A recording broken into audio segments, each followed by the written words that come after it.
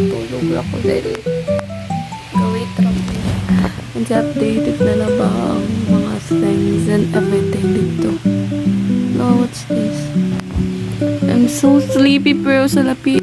Alipin tayo na salapi, so let's go pa rin.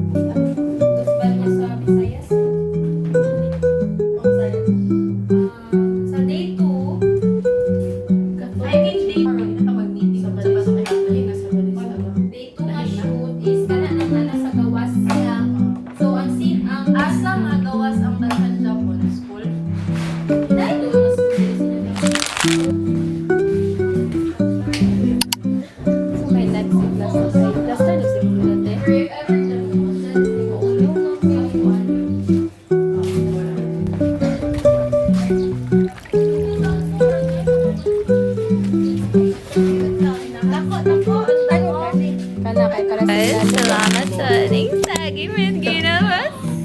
Okay.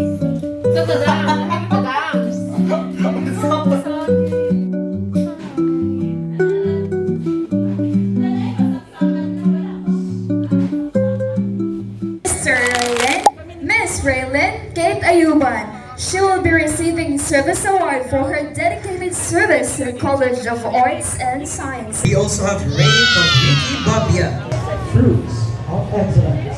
Guys, naanami diri karon kay nag-shoot for our day 2 sa ang short film making.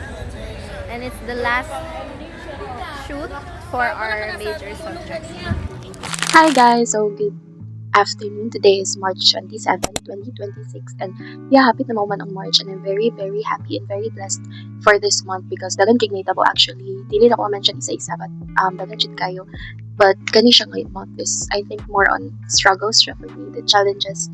The normal challenges na kaka-feel this itong kinabuhi but this month it's much more worse.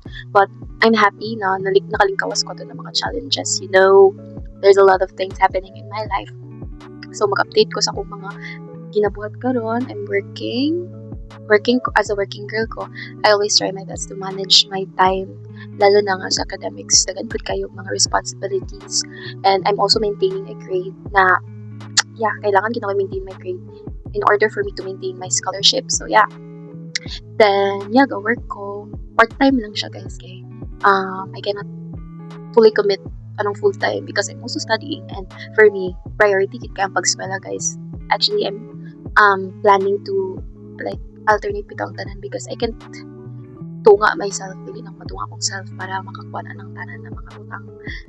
And yes, I'm very happy that I'm earning. Bisag kamay lang, makapalit ko sa mga gusto, makakaon ko sa mga cravings and I'm very grateful for that. opportunity, for the open opportunity that the Lord has given me. And also, sa academics po, kinatry po na ako manage because we are now shooting some short film.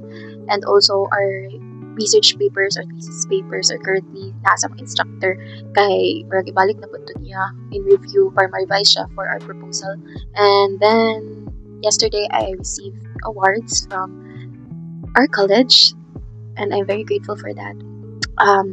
Naka-receive ko awards because Dean's Lister ko itong second year ko, second sem, and this year, third year, first sem. And I'm very, very thankful to God for the wisdom and knowledge that He has given to me, knowing that it's not really easy, really easy. Tanan siguro diri sa kalibutan, rare jud ang easy. So, if you want to maintain the spot nga ma-award ka, you also need to exert some effort. So, yeah, I'm very happy.